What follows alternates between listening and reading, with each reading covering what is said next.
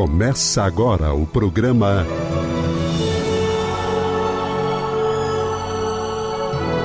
O Livro dos Espíritos em Nossa Vida.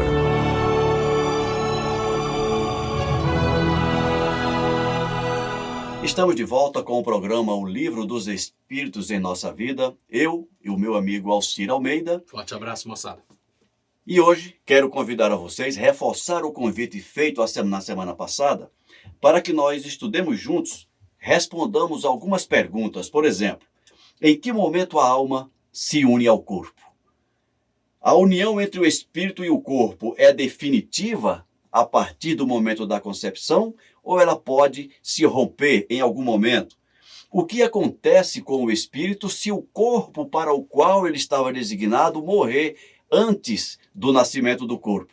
É sobre isso que nós vamos falar neste programa de hoje, aqui no programa O Livro dos Espíritos em Nossa Vida. Seja bem-vindo, Almeida. Obrigado por estar aqui.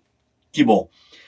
Então, neste programa, nós estamos iniciando o tema União da Alma e do Corpo, que está contido no capítulo 7 do livro, segundo do Livro dos Espíritos, cujo tema é Retorno à Vida Corporal. Ok? Isso. Então, União da Alma e do Corpo. Nesse tema, o Kardec pergunta, em que momento a alma se une ao corpo, Almeida?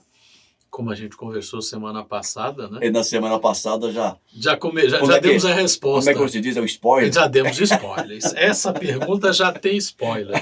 E como já tem spoiler, vocês que viram semana passada o programa, mas também para vocês que não tiveram ainda a oportunidade, né? A gente tem isso lá no Missionários da Luz, nós temos a experiência do Segismundo. Essa ligação entre o espírito que retorna e o corpo, a matéria, se dá no momento da concepção, né? E você complementou ainda na semana passada, mais para o final do programa, que essa ligação, ela ganha mais estabilidade, ela ganha mais força, né? Fica mais fortalecida efetivamente no nascimento. Ou seja, assim como o desencarne não é apenas morrer, o reencarne não é só ver a luz. É um processo de ligação entre essa parte espiritual com a matéria, no reencarne, e esse desligamento. Ou seja, um processo um pouquinho mais longo do que a gente imagina. Começa lá na concepção, vai até o momento do nascimento em que fica fortalecido e cuja plenitude só vai ocorrer já lá próximo dos 7 anos de idade. É interessante, Almeida, estudar espiritismo é sempre muito interessante. É sempre estudar, né? Em qualquer aspecto do espiritismo é interessante o estudo.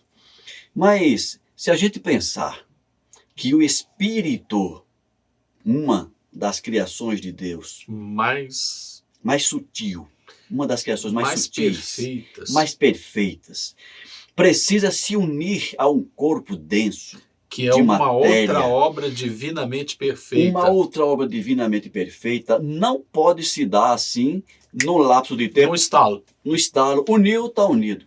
Não é como a gente dá um interruptor de luz ligado, desligado. Morto, vivo. Não é assim. Então, se dá por um processo lento, contínuo, que deve ter começo, meio e fim, até que o processo se conclua efetivamente. É só a gente parar para ver. Eu acho que aí já é o Brilhos da Vida Eterna que fala daqueles desencarnes, né? Qual é o sistema que existe no espírito, tantos filamentos de energia que vão sendo conectados, que tem o seu espelho no corpo. E às vezes a gente esquece que as causas estão no espírito, as consequências na matéria, mas como as causas estão no espírito, vão criando consequências na matéria, são dois sistemas extremamente complexos, que vão se harmonizando, vão se equilibrando, vão se unindo para formar um único ser. É verdade. É muito legal. Interligados e interdependentes enquanto juntos. Enquanto juntos, eles estão interligados profundamente. Então vamos à resposta? Eu só não gostei do interdependente, porque o corpo sem o espírito ele morre. E o espírito continua sem o corpo. Eu sabia que você ia dizer isso. E a cutucar, você só cutucou. por isso que eu falei interdependente enquanto juntos. Enquanto juntos. Né? Porque enquanto eu estiver encarnado, eu, espírito, dependo do meu corpo. Sim, como diz outro, se alguma coisa acontece ao corpo, tem algum reflexo no espírito. Tem algum reflexo no espírito. E vice-versa. Né? Se eu não cuido bem do meu corpo, do meu instrumento de trabalho nessa encarnação, de forma a ele perecer antes do momento previsto pela minha incúria, etc., etc., eu vou sofrer as consequências por não ter cuidado bem dele. Por isso que eu falei interdependentes enquanto juntos. Perfeito. Tá bom? Eu gosto de cutucar. Então vamos lá, gente. Repetindo a pergunta, em que momento a alma se une ao corpo? A união começa na concepção, mas não se completa senão no momento do nascimento. Desde o momento da concepção, o espírito designado para habitar tal corpo, a ele se liga por um laço fluídico que vai se apertando cada vez mais até que a criança nasça. O grito que se escapa, então, da criança, anuncia que ela se conta entre os vivos e servidores de Deus. Uma expressão bem da época. E recomeça a história. Com certeza. Mais alguma coisa? Não. Às vezes a gente ouve essa expressão, a ele se liga por um laço fluídico. A gente pensa num laço, naquele laço que se põe em cima do presente, né? É um pouco mais complexo, né? Na verdade, se a gente fosse usar, você que também foi da aviação, né? Eu fico lembrando daqueles chicotes. Lembra daqueles chicotes da cablagem de um avião? Uhum. Para ligar aquele negócio ali, né? O laço fluídico, gente, eu não sei se... Quem não teve oportunidade, vá ver o que é um conjunto de fibra ótica. Porque você vê um tubinho, mas dentro daquele tubinho tem não vou dizer infinitude, mas inumeráveis pontos de luz ali no meio que podem ser, inclusive, separados. Podem ser desconectados, desunidos, né? Então a gente tem que ter essa percepção. O laço fluídico é como se fosse um cabo, né, de energia, assim, de fibra ótica, onde tem um monte de cabinho ali no meio. É mais complexo. É uma ligação com várias ligações mais miudinhas. Miudinhas interligando todo o conjunto. Todo o conjunto. Todo né? o sistema. Todo o conjunto espiritual a todo o conjunto da matéria. Exato. Questão 345. A união entre o espírito e o corpo é definitiva a partir do momento da concepção? Durante esse primeiro período, o espírito poderia renunciar em habitar o corpo designado? Olha que perguntinha. Que pergunta interessante. O espírito designado para aquele corpo desistiu. Houve a concepção, formou-se o primeiro laço. Sim. E aí ele desiste. Não quero mais. Pois é, né? E aí, Almeida? Como diz o outro, o livre-arbítrio existe, né? Na matéria, vamos começar a falar da matéria. Eu gosto de começar a falar da matéria porque é coisa que a gente está vendo todo dia, né? Os primeiros meses após a concepção, os primeiros meses de uma gestação são sempre frágeis. Aquele ser que está em formação, que não é ainda um feto, é um embrião, ainda tem muita fragilidade. E mesmo como embrião? Sim, mesmo depois como feto. Como feto. Mesmo depois como feto ainda tem muita fragilidade. Ainda tem muita fragilidade, né? Então, nesses primeiros momentos, a fragilidade é muito grande. Né? Um choque emocional da mãe, nós sabemos que se reflete na gestação e pode causar um aborto. Isso é uma coisa que as nossas vovós já nos ensinavam. Né? Um choque emocional naquele espírito que está reencarnante também pode, então definitivo não é. Né? Isso até a própria prática do lado da matéria já nos diz. Agora, claro, esse desligamento, esse rompimento desse laço não é inconsequente. Sim. Vai haver consequências mais ou menos deletérias conforme a responsabilidade de cada um dos agentes no processo. Mas então você está concordando que o espírito ele pode desistir da missão no... De moto próprio? Sim. Pode. Não Só que a quero consequência mais. dele, consequência por ser responsabilidade muito grande, vai ser maior. Então, determinados abortos podem ser em função Desistência, disso. pode ser. Desistência do espírito Poder, reencarnante. pode ser. Poder sempre pode. Poder, pode. Que bacana. Não, que não afirmemos que todos os abortos naturais são isso. Não, gente, não é claro, assim. Sem dúvida, sem dúvida. A complexidade das possibilidades não dá para a gente conversar aqui em 15 minutos. A gente está dizendo que pode ser sim. uma... Pode ser uma das causas. Uma consequência de uma decisão do espírito reencarnante. Uma das causas para um aborto, no início assim, pode ser a desistência do espírito. Não desistência, virou bichinho. Não, não é assim. Ele emocionalmente desistiu e o seu soma energético, né? Não quero, tô com medo. E realmente desconecta. Vamos ler a resposta? Vamos ver a resposta. Estou interessado, porque eu não lembro da resposta. Vou repetir a pergunta. A união, na verdade, são duas perguntas numa mesma pergunta. É isso. A união entre o espírito e o corpo é definitiva a partir do momento da concepção? Primeira pergunta. Durante esse primeiro período, o espírito poderia renunciar em habitar o corpo designado? E aí vem a resposta. A união é definitiva no sentido de que um outro espírito não poderia substituir aquele que está designado para este corpo. Esse a gente nem conversou, né? Nem cogitamos isso. Não, gente, quem está ali é aquele ali. Não tem essa história de Honório, vem aqui porque o Alcides... Não, isso não existe. O Alcides está desistindo, entra aqui nessa gravidez. Substituição aos 15 segundos do primeiro tempo, não existe. O jogo começou. É verdade.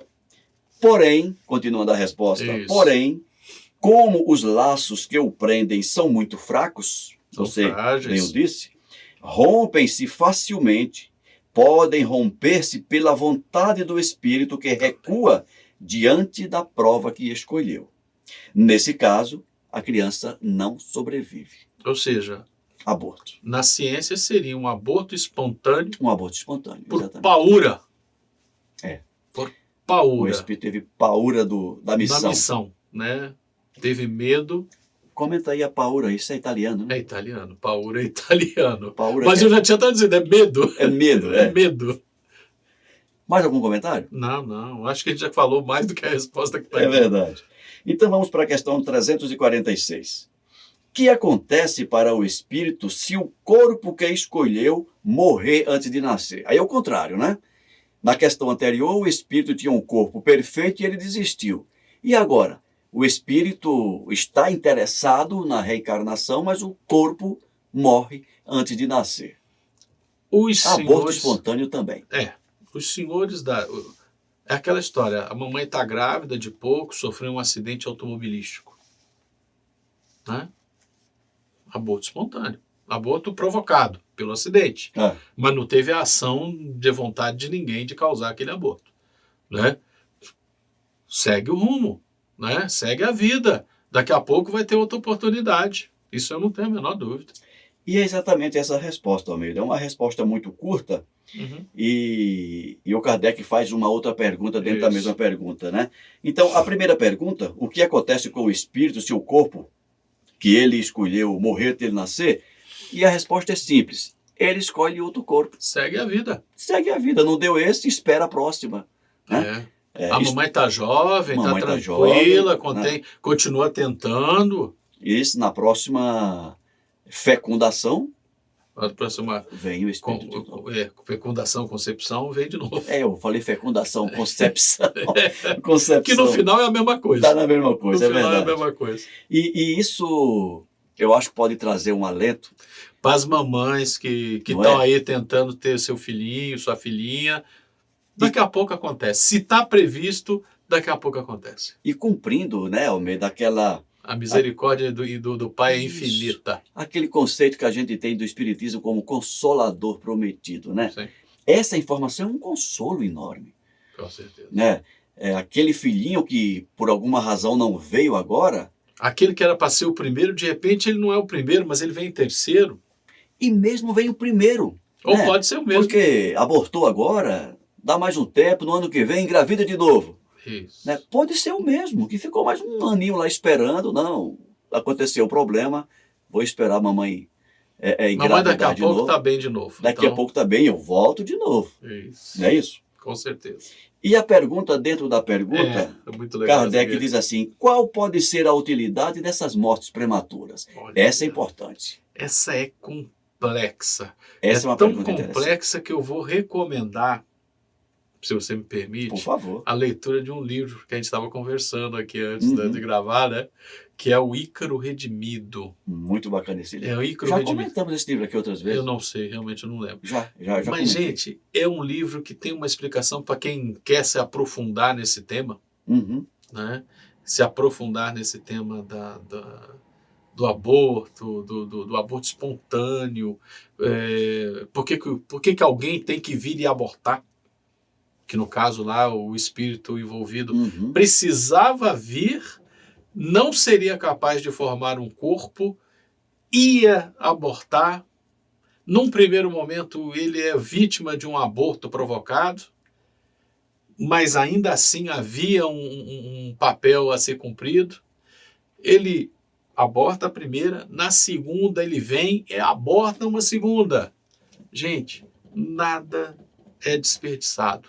Mesmo quando nós cometemos um erro, a providência divina, de alguma forma, utiliza aquela experiência para o aperfeiçoamento de todos os envolvidos. Né?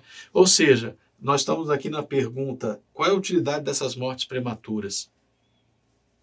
Um espírito que não está em condição de formar um corpo completo, essa troca de energias entre o espírito e o corpo em formação, ainda que por um período curto de tempo, dá vaso a que os desequilíbrios do espírito sejam expurgados, né? Que na próxima ele venha em melhores condições.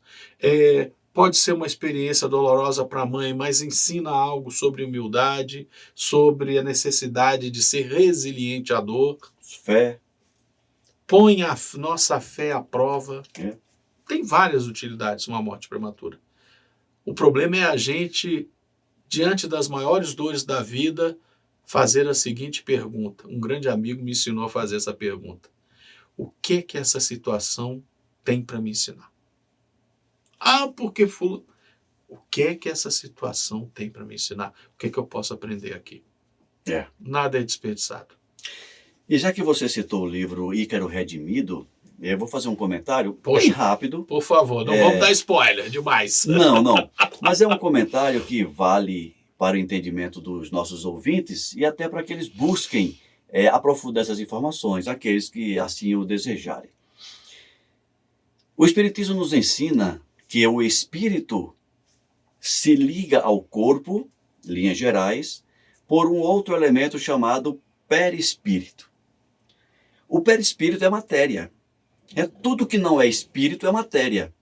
Então, o perispírito é uma matéria bem mais rarefeita do que esta de carne e osso. Ou uma palavra que todos os livros utilizam, mas quer dizer exatamente isso que você disse, mais sutil. Mais sutil. Né?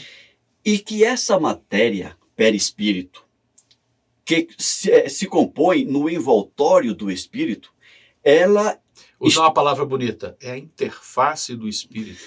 Pois é, ela envolve o espírito e a interface com a matéria. E com o espírito? E com o espírito, ela se dá em função do próprio espírito. Ou seja, nós, com as nossas ações, com toda a nossa história, modelamos o nosso perispírito em função das nossas produções espirituais. Essa é que você me entende. É uma boa maneira de colocar, né? Não é isso? As nossas decisões geram movimentos energéticos que moldam essa matéria que compõe o perispírito. O perispírito. Nesse sentido, quando o espírito toma decisões ao longo das suas existências equivocadas, em demasia equivocadas, impacta nessa matéria rarefeita, nesse perispírito, ele se deforma, podendo chegar a uma quase inexistência dele. O que já levaria o espírito... Vamos lá. Só para elaborar um pouquinho. Pois não. vai deformar Perfeito, essa ferramenta que é o espírito. perfeito. Vai deformar a ferramenta. Ora, para o espírito reencarnar, Ele precisa dessa ferramenta ele muito bem precisa moldada. dessa ferramenta o melhor possível para que possa gerar o corpo que ele vai utilizar. Por quê? Porque o perispírito, aí nós vamos pular para outros assuntos, né? É o que a gente chama, né, de modelo para o corpo. O nosso corpo é um reflexo do nosso perispírito. Se o perispírito está deformado, Exatamente. o corpo não vai se formar corretamente. Dependendo da deformação do perispírito, Impossibilita a vida. pode impossibilitar a A formação vida do corpo. biológica. A vida biológica. Né? A vida na matéria.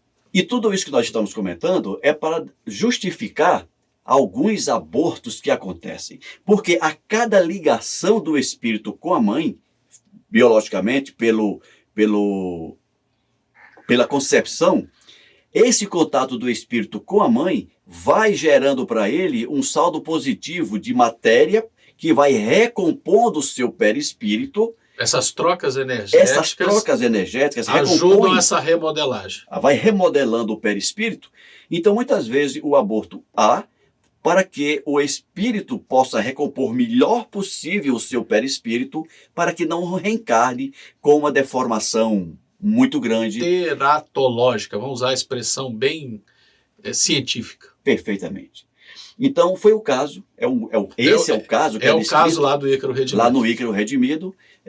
Eu fiz esse comentário aqui só para vocês terem uma ideia do que está por trás, muitas vezes, de uma sequência de abortos espontâneos, para que você, mamãe, para que você, papai, não pense que está sendo castigado por Deus por não ter o seu filho em suas mãos. Muitas vezes é exatamente o contrário. É a benevolência divina que está preservando você de ter um filho com deformações muito grandes.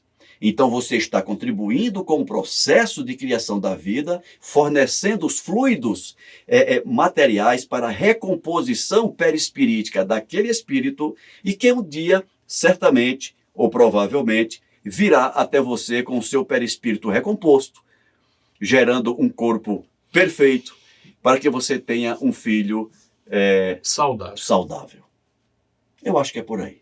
Por aí. Então vamos responder a pergunta da subpergunta. Qual pode ser a utilidade dessas mortes prematuras? E a espiritualidade responde: as imperfeições da matéria são as mais frequentes causas dessas mortes. Isso que nós comentamos, as imperfeições da matéria. Por que a matéria é imperfeita? Em função do perispírito defeituoso do espírito reencarnante. Então, como nós comentamos, a causa está lá nas ações do espírito reencarnante que deformou o seu próprio perispírito, tornando-o incapaz de formar um corpo saudável. Exatamente. Muitas vezes é isso. Eu acho que a gente fez uma boa introdução para quem quer estudar mais para quem quer conhecer um pouco mais desse assunto. Tá bom? E se quiserem, façam suas perguntas. Deem seu joinha, inscrevam-se no canal, para que a gente possa conversar mais. Na hora que você se inscreve no canal, você pode ativar o sininho, porque toda vez que tiver um vídeo novo, você vai ser avisado, né? E a gente vai conversando. Vocês apresentam aí suas questões, tá bom? Vamos agora para a questão 347. Isso. Kardec aqui pergunta: de que utilidade pode ser para o espírito sua encarnação num corpo que morre poucos dias depois do nascimento? Eu acho que a gente já meio que respondeu. Já respondemos. Já respondemos de uma forma ou de outra. É uma experiência para aquele que está reencarnando, é uma experiência para o pai, é uma experiência para a mãe, é uma experiência para o irmãozinho que está do lado, para avô, para avó. Todo mundo está aprendendo alguma coisa com aquilo ali. A gente não pode esquecer Nada isso. se perde na economia da natureza. Não. Só perde quando nós desperdiçamos e entramos numa vibe de revolta, numa vibe de estou sendo injustiçado. Aí é perdido. É uma oportunidade de aprendizado. E perda de tempo. Também. A resposta para essa pergunta é a seguinte: o ser não tem consciência bastante desenvolvida de sua existência. A importância da morte é quase nula. Como vos dissemos, é frequentemente uma prova para os pais. Aqui a gente não está falando do aborto, a gente está falando do ser que nasce É uma situação natural. e pouco tempo depois desencarna. Vem com uma má formação congênita terrível, que não é, que os médicos não são capazes de tratar e desencarna, por E exemplo. desencarna, exatamente. Né? Então, para essa resposta, para essa pergunta, tanto vale os comentários que fizemos, em torno do perispírito, e essa informação que a resposta nos traz, de que pode ser também, e frequentemente o é, como ele diz aqui, uma prova para os pais. Com certeza. Pior que está aqui escrito isso, eu fico lembrando, Hum. uma certa feita eu li, hoje é curável, mas o primeiro filho do casal John Kennedy e Jack, né, de Bouvier, morreu poucos minutos depois, porque ele nasceu com uma má formação congênita, que o pulmão não tinha elasticidade, não era capaz de inflar e desinflar. Então ele morreu asfixiado, o bebê. Quando essa criança nasceu, lá no início da década de 60, não tinha cura, né? Com certeza eles aprenderam com essa experiência. É isso. Mas estudar o Espiritismo, Almeida, tem essas nuances, digamos assim. A gente começa a perceber a vida com outros olhos. Com certeza. Essa acho que é a grande sacada dessa sua ideia, desse programa, que é Livro dos Espíritos, é para a gente pensar sobre ele, é para a gente raciocinar. O que isso impacta na minha vida? O que isso muda o meu olhar? Né? Porque nós estamos no mundo de expiação e provas. Nós vamos encarnar e nós vamos desencarnar. Entre o ponto A e o ponto B, muitas coisas vão acontecer. Né? Muito sofrimento, ainda somos submetidos à dor. O que a gente faz da dor é que é decisão nossa. É como se diz, né? A experiência é obrigatória, A mas experiência o sofrimento... da dor é obrigatório. Sofrimento, você que define o quão longo ele vai ser.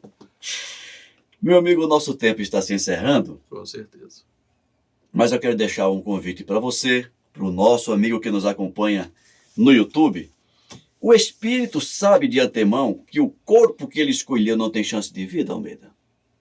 Semana que vem a gente conversa. Mais uma, Almeida. Quando uma encarnação falha para o espírito por uma causa qualquer, ela é suprida imediatamente por outra? Questões interessantes. Muito interessantes. É só a gente pensar que tem muita mais gente do lado de lá do que do lado de cá. E a fila para vir é grande. Meu amigo Almeida, muito obrigado pela sua participação. Eu que agradeço. Obrigado a vocês que nos acompanham pelo canal do YouTube, pela TV e Rádio Comunhão. Deixe o seu joinha aqui no nosso vídeo. Se inscreva no nosso canal para que você possa receber os novos vídeos que surgirão. Temos bastante vídeos pela frente ainda. Lembrando que o Livro dos Espíritos são 1019 questões e nós estamos na 348. Tem muito assunto pela frente, muitas questões para serem feitas, muitas respostas para serem dadas e muitos comentários e reflexões a serem feitas. Muito obrigado a todos, até o próximo vídeo.